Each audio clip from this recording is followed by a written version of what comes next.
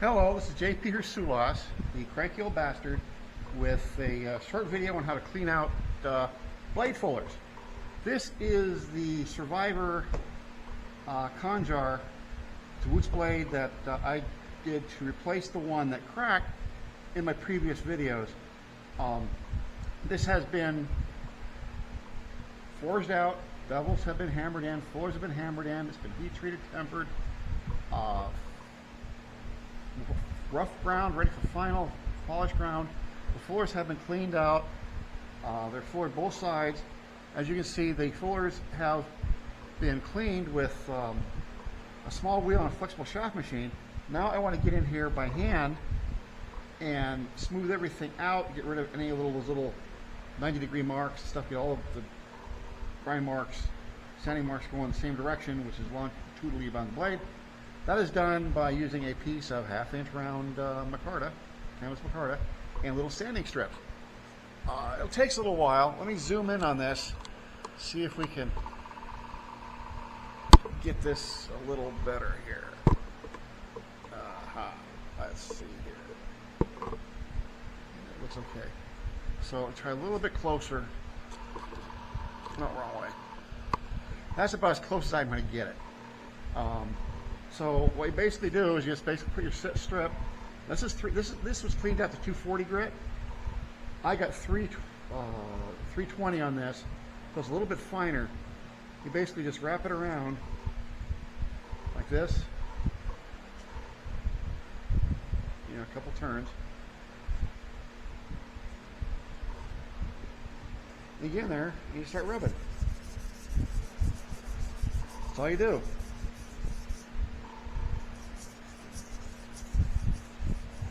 So you get all those marks.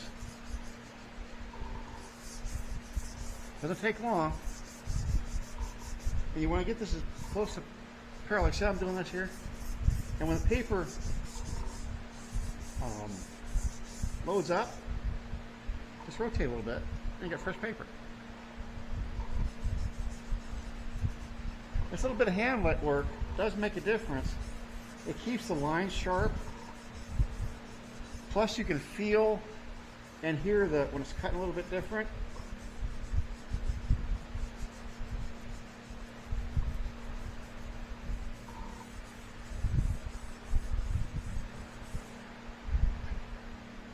And now another little trick is you can advance it this way. You're cutting right in here. So just pull this up a little bit and get more fresh paper. It only takes a few minutes if you did your due diligence with the small wheel and the flexible shaft machine.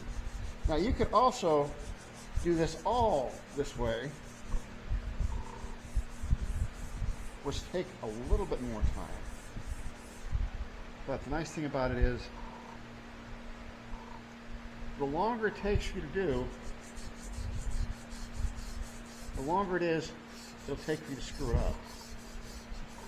So you probably catch yourself on this. I don't know if you can see this, but you see all the lines are going this way now? A little bit more down here. So let me advance this. Now to do that there, let's just flip it around. Remember, you can flip this around 8 or 10 different ways.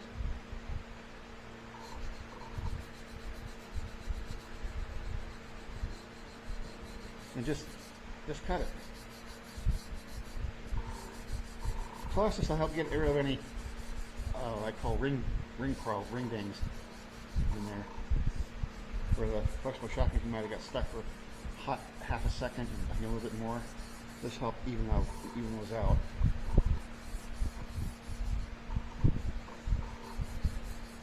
This really isn't that difficult to do, but pay attention to what you're doing.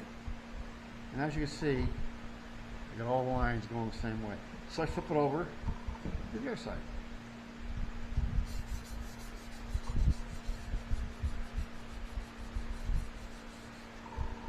Advance the paper back.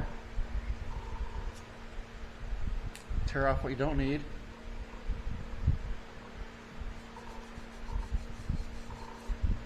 Start rubbing. Sand it out.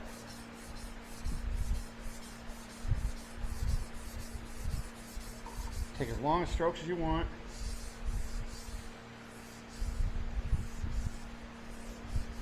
You can feel it, the difference in the cut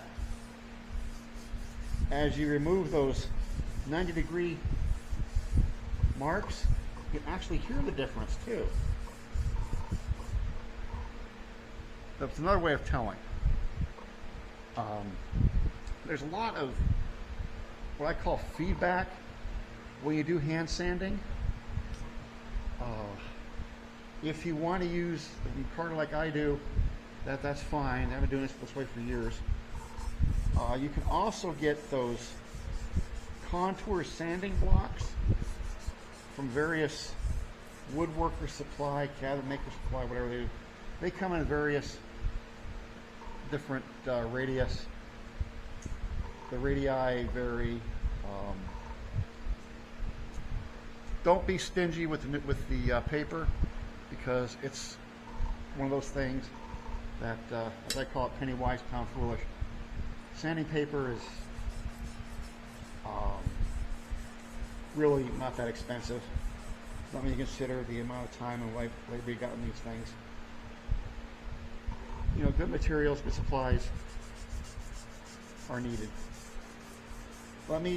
Oh, I forgot to say about the paper. I use wet dry paper, silicon carbide. You want to stay away from the garnets. The corundum papers are good too, but I use silicon carbide because that's what I have the access to, and I've had good results with it. Let me get this there. See how this area here needs to be done. See that little area there. So you go up there and just work that out. You said you can hear it as you work.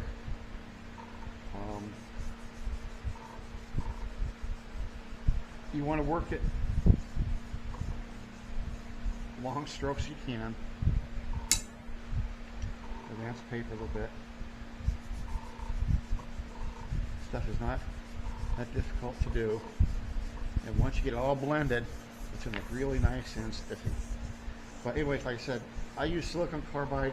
You can use corundum. Stay away from the garnets. They're not that great. Nice thing about using the silicon carbide, their grit sizes are usually pretty accurate and consistent. You don't have like, you know, a bunch of 320 grit, then you have a 40 grit thrown there to bugger you up. As far as the grit sizes, I usually finish the 240 grit, and then from there I go to buff, and then finish after that. So by using 320, it cuts a little slower than 240, but also cuts finer, which smooths everything out nice and spiffy. So I use a wet dry. You can do this wet. I just don't never bother to do it that way. Maybe one of these days I'll try it that way. I don't know.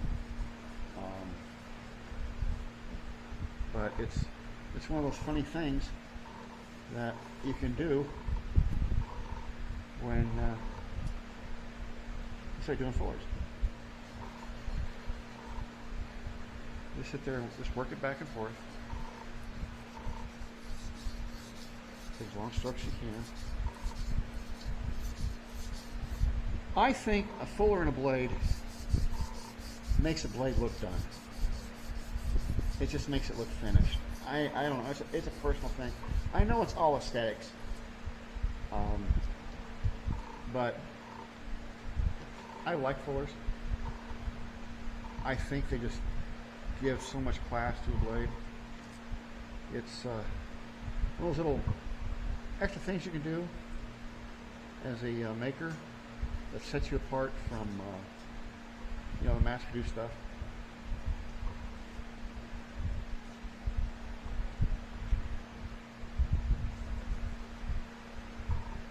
That's one of those wonderful little things that you can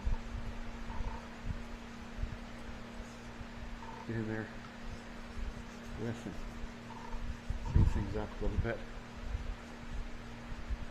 I wish I could get a little closer on this video, on this Zoom, but it's not happening. a little bit more of these little, oh, here I gotta get out.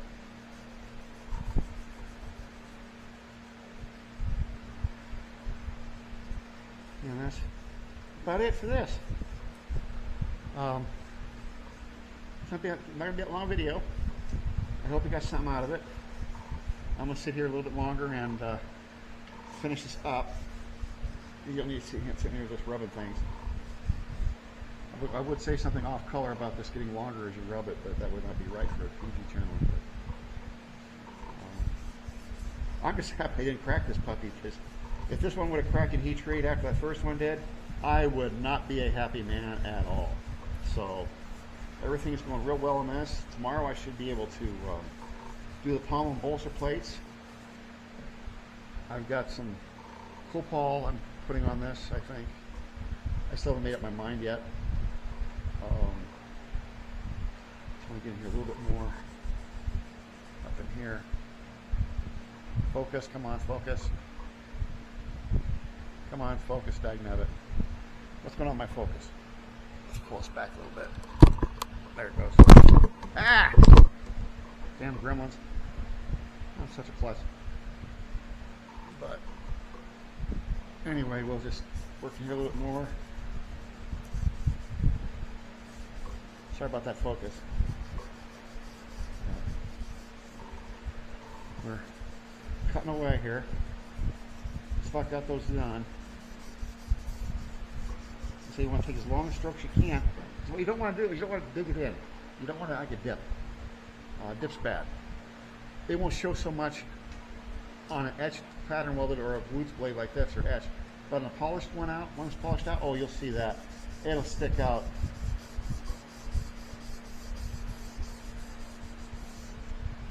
It'll stick out like you wouldn't believe. You talk about, oh, it would just be fugly.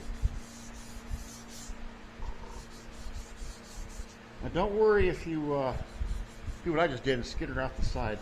You're not doing much damage at all. Matter of fact, if I do anything, I still have grind this 240 grit on the edge bevels. Right now it's just sitting at 40.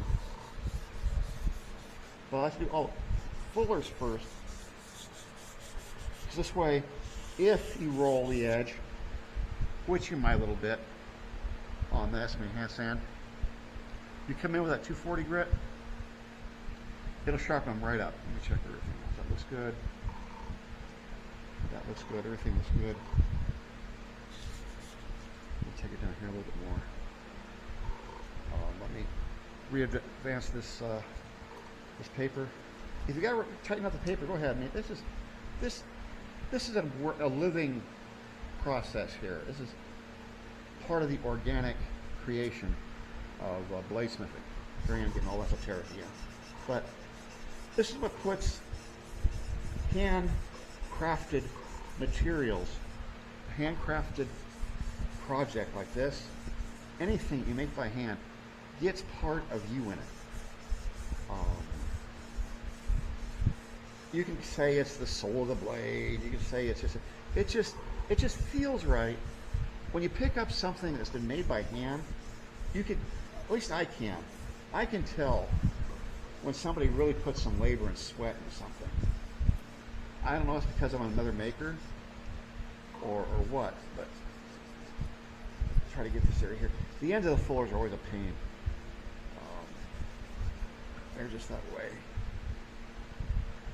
So you just sit there and just, work it around. Don't feel like you have to work on one. You can flip things over, move things around as you need to have them done.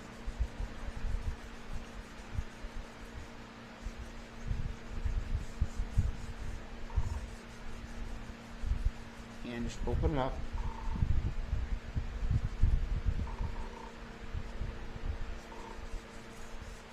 You just work it. Just work it. Just work it around. Get all the way down. Check it. This one looks good. Yep, this one I say is done. This side here, got a little bit more up here to do, so let me get up there and do it. I find hand sanding to be both frustrating and relaxing at the same time. Relaxing when things are going good. Frustrating is when you're down to 600 grit and then you see a 40 grit scratch in there.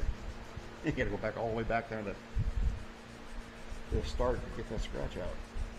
But hey, it's all part of the process. It's all part of being the creator. You know, this is something you really cannot rush. Something you really should not rush. Is especially on hand finishing like this, you do not want to rush it because it'll show.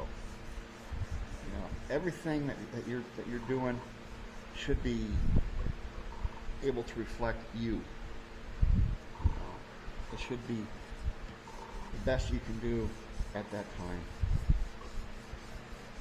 I got a piece I made when I was a kid, and I thought I was Johnny on the spot there, boy. I knew everything there was. I was only like 13 years old, and I kept it. And every now and then when I feel cocky, I go back and look at it and say, oh, that's a piece of crap. But hey, I was proud of it one time. You know, skill levels improve hopefully over the years. At least I hope I do. It's just one of those things that you have to work at and keep at it. You know, you got to use it or you lose it. It's one of the things that you have to come to terms with, is that things take time. And if you have to do something that takes time, take the time. If it takes an extra day, it takes an extra day. But you'll be happy with it when it does turn out. And you said, hey, I did this all by my hand, all by myself. And that's the neat part about this. That's the part that you can say, hey, I did this by hand. You know, I cut these in by hand. I forged this by hand. You know? If not, you know, you're just using a machine. Yeah, granted, I use a machine to clean these things up, but I put these in with a floor tool. And I clean them up by hand using a flexible shaft machine, which is really neat. You can also do this on a small wheel and a belt grinder if you have that attachment. Sometimes use belt grinder, sometimes use flex shaft machine. I like the flex shaft machine because it gives me a little more freedom and it's easier to see what's going on because you're looking down at the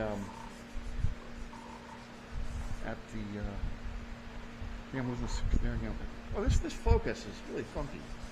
You're looking down at the surface this way, but not this way as you can with on a belt grinder. Anyway, I'm getting real verbose here, so I'm just going to go ahead and finish this thing up. I want to thank you all for watching my videos. If you have not done so, please hit the subscribe button. I've got 150 wonderful people that have subscribed to my channel so far, and I thank every one of you. I thank you, my wife thanks you, my children thank you, my cats thank you. We all thank you for that, because I would like to get to 1,000 sometime before I die. I don't know when that's going to be, but that way I can have at least some subscribers. Please hit the like button if you haven't already done so. Tell your friends, neighbors, relatives, people at work. You know, get a sign out. You know, outside the street. Put those around with my channel number on it. Tell people about me. Thank you so much for your time. I hope you got something out of this video. I appreciate the time you take to watch them. I know in today's busy world that things aren't always, you know, going smooth enough to actually take the time to watch these things. And there's so many of them out there. I'm just not facing the crowd. But that's okay. I'm not the best at doing this. I'm not the, you know, the Cecil B. DeMille of YouTube videos. Hell, I don't even know how to act. I don't even know how to splice them together. But I'm not into that. I'm into getting this information out and showing people how to do this stuff, because it's going to be for better, for worse. If I have a failure, I'm going to have a failure. If I have a success, you're going to see that. Like I said, if something doesn't turn out right, you're going to see it. Because it happens to everybody. And if it happens to me, you're going to say, hey, it happened to everybody. So it's not that unusual. Maybe the gods aren't picking on me. But anyway, here I am getting long-winded again. So thank you so much once again. I hope you enjoyed the video. Here's the cleaned up floors. Here's the blade itself, my dirty fingers. Thank you once again. May the wise Lord bless and keep you. Hit the like, subscribe button. Leave a comment if you'd like. I like reading them. I don't get very many comments because, I just don't get very many comments. So, thank you once again. Have a pleasant evening. May the wise Lord bless and keep you. Blessings of Mazda upon you and yours. Bye-bye.